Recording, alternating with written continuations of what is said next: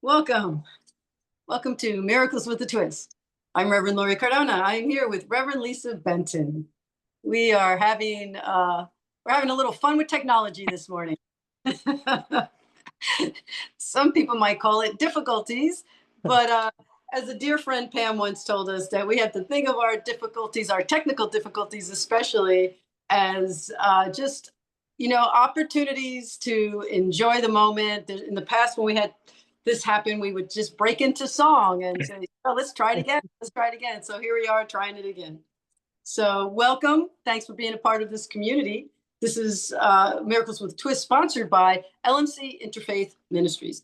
LMC Interfaith Ministries is my own independent interfaith ministry, which I started back in right after ordination in the year 2000. I started seminary in 1998. I was ordained in 2000, and I began in congregational work in 2008. So between 2000 and 2008, I was doing guest ministry.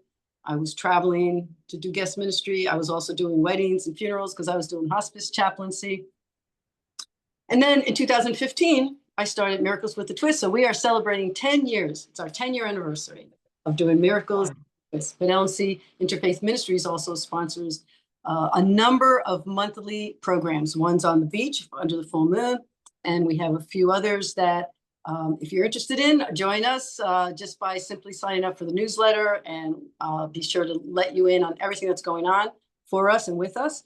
And when I meet with Goddi Lisa, we call this Miracles with a Twist Conversations, because we're looking at an interfaith, intercultural, social period ripped from the headlines, and we relate them to A Course in Miracles.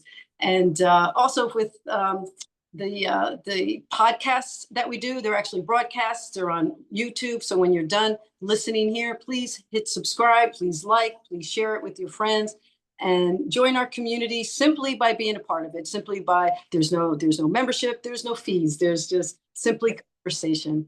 I can send you the newsletter, and we also have daily inspirational messages that go out through WhatsApp. So that's what we do. And today we are going to present you with the conversation, Miracles with a Twist Conversations. And Goddi Lisa will let us know what it is we need to dig deep into. But we'll start with a prayer. How about that? Sounds good. Take a nice deep breath. We put our hands on our hearts. And remember the prayer that was given to us from A Course in Miracles very early on. It said, I am here only to be truly helpful.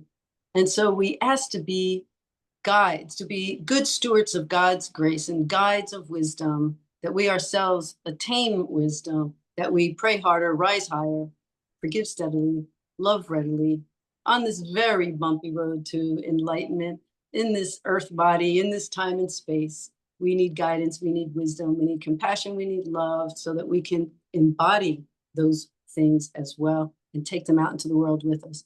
And for that, we pray, for that, we give thanks. To all that is holy and sacred, we bow to you on this day, on this very sacred day. Om Shanti, peace, shalom. Let's take another deep breath in and join together in this moment. And we are actually meeting on Rosh Hashanah. It's a day of reflection, a time of reflection, and we give thanks for this opportunity to be together, heart to heart, soul to soul. Well, it's certainly wonderful to be here with you after our little doodah, whatever happened, what's going on there. Spirit, well, I don't know. But it's wonderful to be here, and I'm really glad, actually, that brought a lot of joy to something that I'm going to talk about that, not going to start out very joyful, but I know it's going to end up joyful. And that is, Revel, I have, and I've told you this, we've talked about it, several times, but this is the time to really talk about it, face to face and with our listeners. And that is, I am dealing for the first time in my 70 years on this earth. And I think that's a key thing. I'm on this earth. So anyway, with hate. I grew up in the 60s and 70s, and there was a lot going on, and, all kinds of things, political and environmental, and you name it. But I didn't hate. and I'm hating. There's division here in this world that is beyond anything I can comprehend. And my default that my heart goes to, I am not a body. I am free. I am as God created me.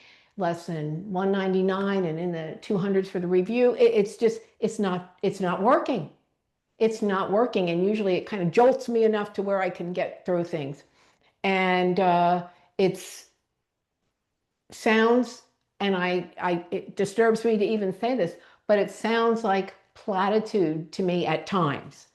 I take it deeper and I'm good, but I don't want to be a part of everything that I'm hating by hating back. I mean, I'm hating hate. That's ridiculous, So it's just something I needed to bring out, with my rev low. So take it away. Because you said I'm hating hate, and it reminds me of a line in A Course in Miracles. I think it's really early on. I think it's like around the second chapter. I'm not sure, where Jesus says, "I was once like you," and I think if he was once like us, that means he also had moments where he was angry and hateful and felt hate. And there's some people who don't want to believe that. They want to think he was just simply divine. But he specifically says, "I was once like you." Now I no longer have tolerance of myself, having those feelings, or having that way of being. And I think that's what's happening with you. You're saying, I hate hate. I don't want to feel hate. And I know you're a woman of love. You're kind and compassionate. You don't go around the world hating. You're having these moments where you're feeling off. And it's because we, all of us, not just you, are responding to external circumstances. The world is very divided right now. We have lots of social unrest, political division, things that we're looking at that we see as injustices, things that we see that we'd like to see differently. We'd like the world to look different, not just even our country, not even our community, but so much is going on, right? And so we are in this world, so it would be impossible not to be affected by it. It would be impossible not to feel somewhat disrupted in our nervous system, in our minds, and in our hearts. But A Course in Miracles tells us, to answer to address your concern directly, A Course in Miracles tells us in lesson 18, not lesson 18, sorry, it's in chapter 18, there's a section called The Little Willingness. And it tells us that all we need is a little willingness. And it goes on over 100 times throughout the Course. It mentions willingness. And what it is, it reminds me of just a gentle parent saying, okay, you didn't do that quite the way you wanted to, but let's readjust. Let's do it again. Let's do it. So that willingness, coming back to willingness, coming back to the desire to see it a little bit differently, even if it's just for the moment. And one of the examples I use a lot is the day I walked into my house and there were men in there ransacking my home. I didn't stand in front of them and say, I can see peace instead of this, my brother. No, I yelled, I screamed, I ran outside, I called 911.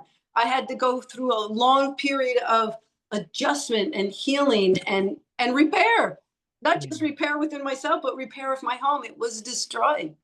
And so what occurs during those times of upset is the memory for those of us who are on this path, again, not to just dismiss it, but to say, I am willing, because I don't want to become a home wrecker, ransacker. I don't want to become a thief. I don't want to become the things that I'm in the moment hating.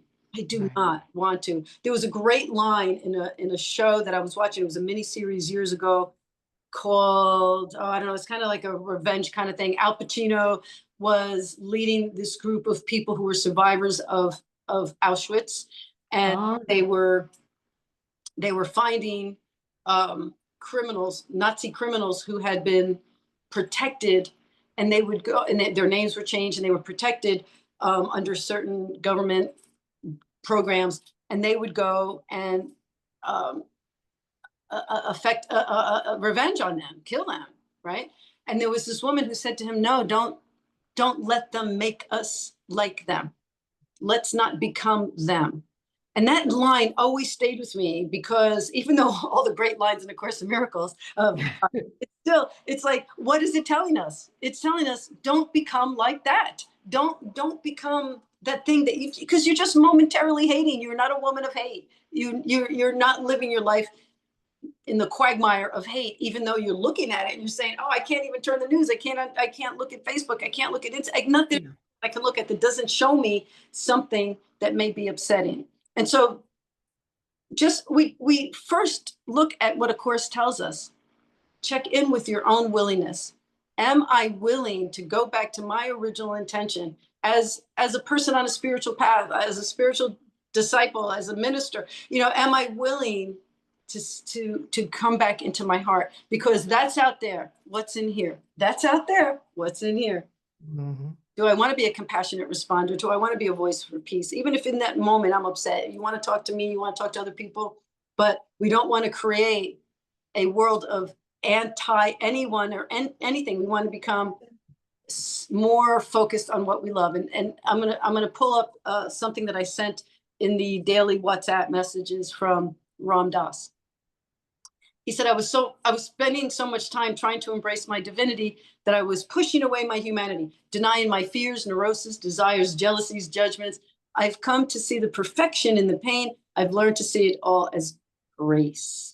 I've learned to see it all as grace. Why? Because we are on a spiritual path. So even if we have to look at our hate, okay, let's take a look at it. What is it telling me about my own fears? What is it telling me about my willingness to focus more on what it is that something that I can do to help myself, to help humanity, to help you, even if it's just to vote. I don't sometimes you wonder what all can I do, but one thing I know I can do is not make it worse. Right. And when I got that WhatsApp quote from Ram Dass, and then just listening to it again this morning, he kind of went on my journey, because I think at the very beginning when he talks about what he was doing, what did he say here? I thought I had it here, but he was spiritual bypassing, kind of saying the right things, doing the right things, trying to be holy, and actually denying the hate or anger or divisiveness or whatever it was, and just going right over it with saying the right things. I am a body, I can see peace and say whatever. Right. And that's so me. And it's not intentional. It's just, I think, kind of a survival thing sometimes. And for me, it's become, okay, enough's enough. I can't hate the hate. I just can't. And so Spirit loves synchronicity, and so do we, divine synchronicity. Found this quote from Richard Rohr, and it says, you have to know something before you deny it. Now, I know that I started out with saying, I hate. I didn't start out that way on this craziness that I'm going through, knowing that it was hate. First of all, I had to realize that. Then I had to realize hate is something that I create. Hate is not love, ergo, it's not real. But at the same time, as I'm going bonkers with somebody that I'm reading or heard about or saw on TV or whatever, I'm not feeling love. I'm not feeling it. And so I think I know what Richard Rohr said was, yeah, Lise, it's time that you defined hate, and it's hate not necessarily of the person or thing or whatever that you're putting it on. There's something going on in you that has has latched on to this. So I think defining it was a huge step for me, to define that I was hating, even though I know hate's not real. I am hating. So yeah, so it's interesting, because I think when we see so much division and unrest and people, yelling and blaming and telling each other, you're wrong, no, you're wrong, all that hate that we're watching, and we know it's creating an energy. It really is exactly what you said. It's the need to look within. Most of the time when people are yelling and shooting out the you guns, there's not a lot of self-reflection going on. And in A Course in Miracles, in the CE edition, the Circle of Atonement edition, that was the expanded edition that came out in 2017, there's these segments called cameos. As you know, we love the cameos because they are conversations that were not included in the blue book that most of us know, the Foundation for Inner Peace book. And these cameos are really interesting because they published conversations that Helen initially wasn't sure if they were supposed to be published. She wasn't quite sure about it. She only published what she was sure about. And so there were two cameos that I think address what you're referring to. It's that looking at myself, looking at my own hate. And it's cameo number 3 and cameo number 12. These two cameos, Jesus, who's the author of A Course in Miracles, and Helen, who's described, she's listening to him, they're having conversations. In those two cameos, he specifically talks to her about relationships that she's having with people in her life. Two chapters that are looking at adversarial relationships. And as we know, Helen got a little cranky at times. He had some adversarial relationships. And at one point he said, stop scribing, stop putting any energy into A Course in Miracles, and pay attention to your hate. Hate, he actually used the word hate. He said, pay attention to what's going on in your life. And that was almost like, it's interesting because it was almost like he was telling her not to do any spiritual bypassing, right? Like, Yeah, don't be exactly. on A Course in Miracles if you got hate in your heart. Like, look at that. Look at you and, Wally, some guy Wally, right? And then some guy that Bill, who was the co-scribe, and the guy who was helping her, she was getting in his business and people she didn't like that he was hanging out with. And he said, look at that. Stop, Helen. Just stop. Take a look at what's going on inside you. Heal that first. Heal that, and then we'll get back to the spiritual work. And it's interesting because it's one of the things that we talk about in seminary. When you guys were in seminary, Dean Grace and I would say, look, if you're here because you want to, talk about other religions and, oh, this is so great, but you hate your religion, don't bother taking another step. Take the step, healing first. Heal what's within you. Make peace with the religion of your childhood. And then we'll expand our hearts. Then we'll expand our minds, because we can't do any of that expansion when our minds are closed, and especially not when our hearts are closed. So there was one line here, show and tell. This is the CE edition. It's the much larger edition than the blue book. There's one line in the cameos that I wanted to read to wrap up this reference to the cameos. He says to her very gently, another thing is that, throughout the course, we're told things that at times might seem very heady or they might seem harsh, but it's actually very gentle, because sometimes we need to be brought to our own reality. Like, take a look in the mirror. I'm looking at the woman in the mirror, and then here's the gentle readjustment, that willingness, that simple little willingness to see things differently and to look within. Looking within is a tough thing to do sometimes. Sometimes it's easier to just shoot out those you guns. So here's what he says to her. He says, Helen, it's like, Helen, you've hated and you've hurt, but remember, you once loved very much. You were a child of light. Forget the interval of darkness and be what you were. That is your true self. Remember, a miracle is a spark of light. It shines through the darkness. It shines through the darkness and brings in light. It is a spark of life and light.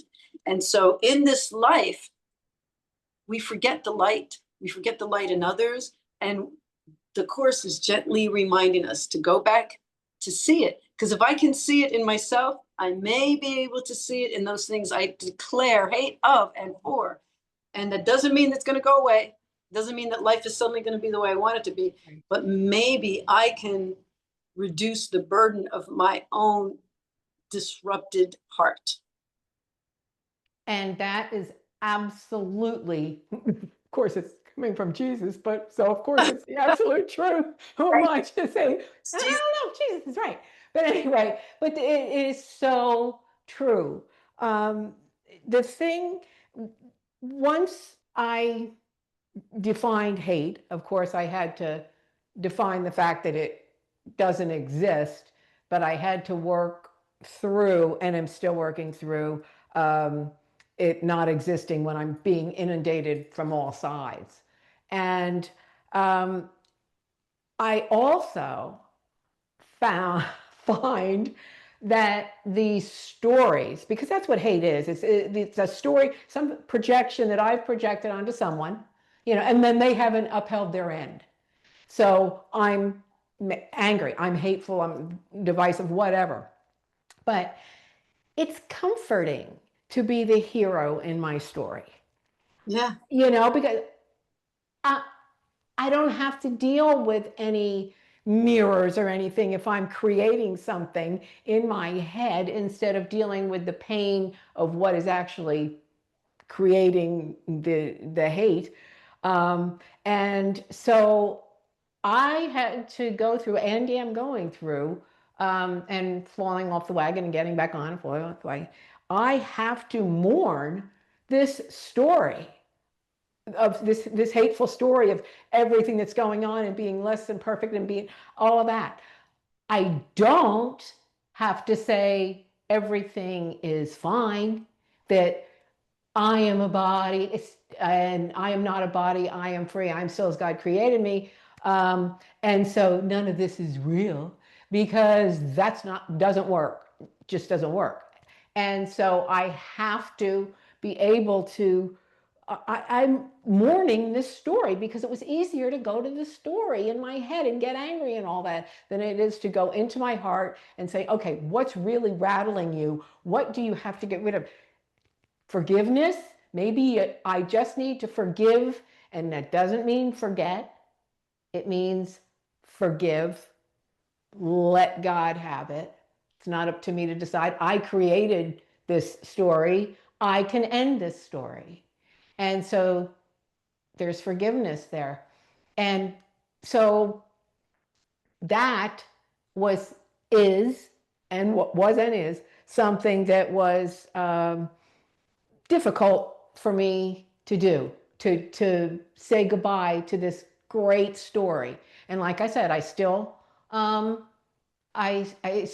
fall into it, but I did mourn it. I wanted to see it go, and I mourned its loss. And sometimes I tweak it back because I miss it and need it back. But it's between acknowledging, forgiving, and mourning. It's helping me. It sounds crazy, but it's what's helping me. It doesn't sound crazy. It sounds like a process. We were all going through. Yeah. It goes back to that willingness. Am I willing to take a step away from my story? Am I willing to see my story differently? Am I willing to see the potential that I have to rise higher, to have peace in my heart, and to be more focused on what may be a more compassionate perspective? You know, there's a lesson that says, I have a kingdom that I must rule. And that kingdom is my mind. That's the only thing I have control over. The only thing that I can change within myself is my own thoughts. And so what Course is telling us, that we have to be aware of them first, which we just talked about. And then we can decide, do I want to change them? Do I want to focus on hate? Or do I want to look at, you know, how I can see things differently? Do I have a willingness? We have a friend, Bev Spivey, who says that we have to be the CEO of our own mind. Yeah. Right. So the lesson is 236. I have a kingdom I must rule. But again, back to the cameos. There's a cameo 28. It's called The Blue-Gray Bird. And the blue-gray bird is based on a dream that Helen had. And she had a dream that I don't know if she was the bird or that she was watching a bird during the Civil War. And the lesson, if you have anybody who has to see edition, it's actually an extensive story, lesson cameo 28, and it's about this bird, and it's trying to find a place to land. And blue-gray, Civil War, right? We've been hearing that lately. Again, we had a Civil War, and now people are saying, are we going into Civil War? It's an interesting time to bring up this cameo. So the bird goes to one side and it's hearing one story, but it can't find a stable place to rest. It goes to the other side, it's hearing another story, it still can't find a stable place to rest. But when you go from one side to the other, you're hearing different things. You know, you're hearing this story, you're hearing that story. Whose side do you take? So the bird finally finds a place to land in the middle. It's above the battlefield now, and it's looking down. And there is no peace on the battlefield. There's no safety on the battlefield. So if we may remain hateful, we're on the battlefield. Exactly. If we live from hate, we're on the battlefield. So, you know, to be like the blue-gray bird is to try and rise above, to be above the battlefield, so that we can take a perspective as we're looking down that is a perspective that might allow us to perhaps detach a little bit from the constant energy of hatred and anger and who did this and who did that and who's right. And I happen to come, no happens to spiritual synchronicity, I happen to come on a talk by Carl Jung. And, you know, I love the Carls. I love Carl Rogers and Carl Jung. And he talks about something called the necessary withdrawal. The necessary withdrawal. He said it is essential for our spiritual survival. We cannot evolve if we remain connected to the collected unconscious. The collective unconscious. Because the collective consciousness is right now is moving us toward pick a side. Whose side are you on? Red or blue, right? The gray bird or the blue bird. And it's back to that right now, right? Back to that right now. And it's always, you know, are you going to pick a side? And he's saying that is what the collective consciousness is drawing us to, but it is an unconsciousness because it is lower consciousness. It's a consciousness of hate. So he says that we cannot evolve, and it is not spiritual bypassing to protect ourselves from the burden of seeing and looking at all of that disruptiveness, all the projection, the blame, the anger, the hate. That's why I love his concept of transpersonal psychology, transpersonal, looking beyond what it is that we're seeing on this level. Yeah. Can we rise above it? Can we try to do our best to rise above the battlefield? There's no harm that's going to come when we rise above.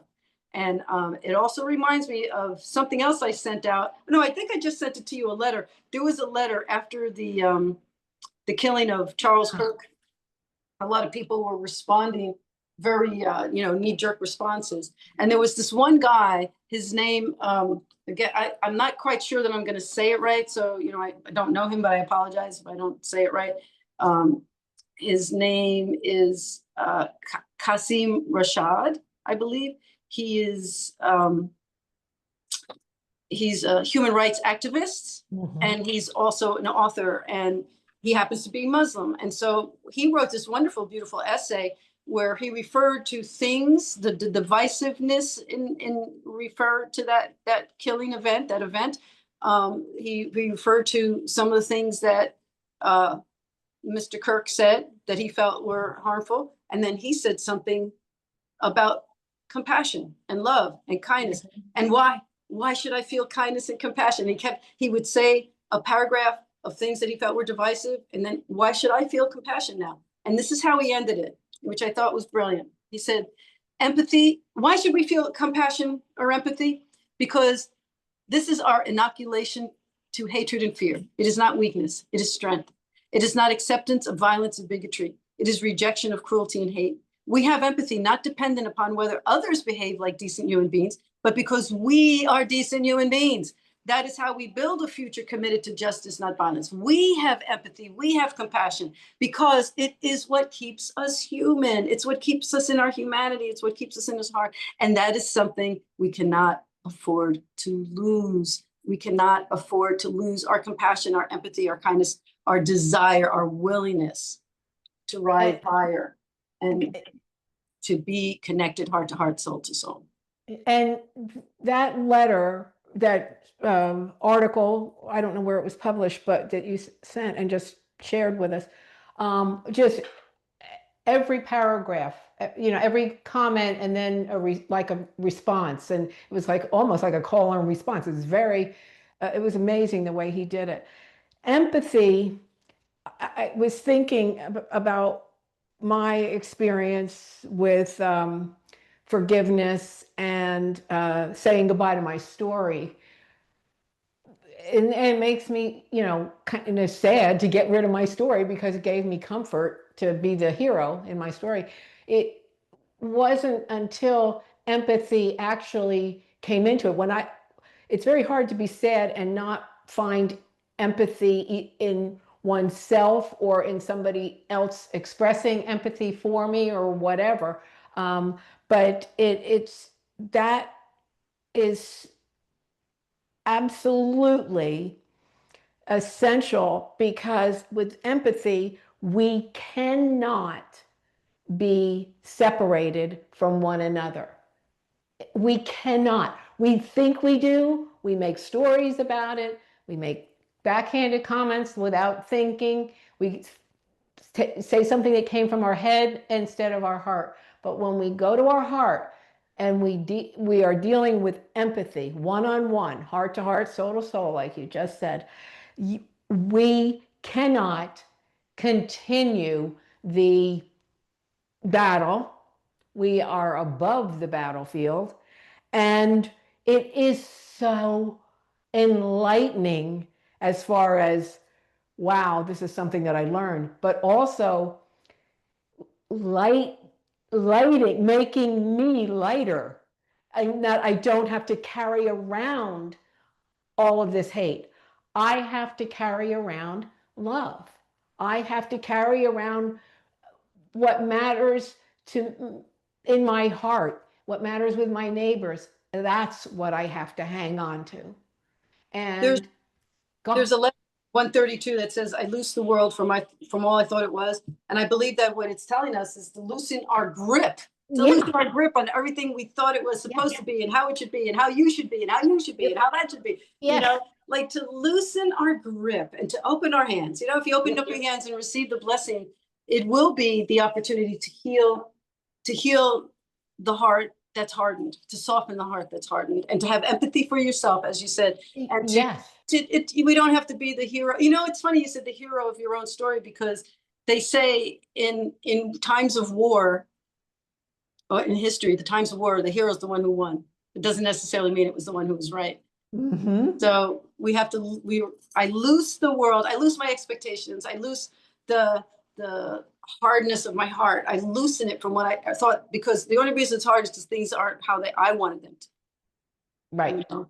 And of course, there's things that have to do with human rights and caring for others. And we do want those things to change. Absolutely. And so, you know, hopefully whatever it is we can do through our participation in the earthly things, you know, hopefully we will see a change that will be for the better and that will rise humanity. And that's what you've said many times. We need to get from heady to hearty. Yes.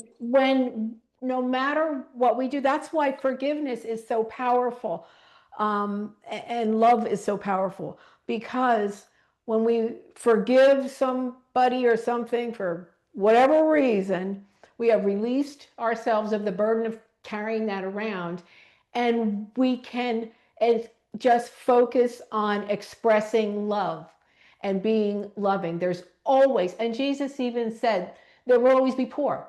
So we can always go feed someone, clothe someone, dress, you know, whatever, hug someone. There's always someone right there looking for love. And there's so many ways to do it. And it's just going from heady to hearty. And it's such a relief and a release to be able to rely on love, be an expression of love, and not carry around a burden. And the more we do that, the easier it becomes. It doesn't change the behaviors and actions that we hate. It doesn't. But we don't have to look at them from a hateful perspective. I can see peace instead of this. Lesson 34. Yes. Yes. Yes. You know? Yes. I can see peace, but also, like you said, I can express love. We can do acts of kindness. We can show compassion. And I think you said you had a prayer you wanted to share. Yes. Why don't we end with Yeah. that? And it's actually another quote from Richard Ward, but I call it a prayer. And it says, love is not only what we do, it is how we do it. When we stand in the state of love that Jesus offers, we live inside of a different energy. And that is so true. To live in the energy of love is so much greater than anything less than that. Yes, thank you for that. I think we can end with that, and we can also publish that prayer in the comments. Okay. Thank you so much for the conversation today. This conversation podcast broadcast is being downloaded, published hopefully today on Rosh Hashanah. And so we ask that our hearts be filled with love and peace. We ask that love and peace prevail in this world. And on that note, I say thank you. God bless you. See you again soon. Okie doke. Love you.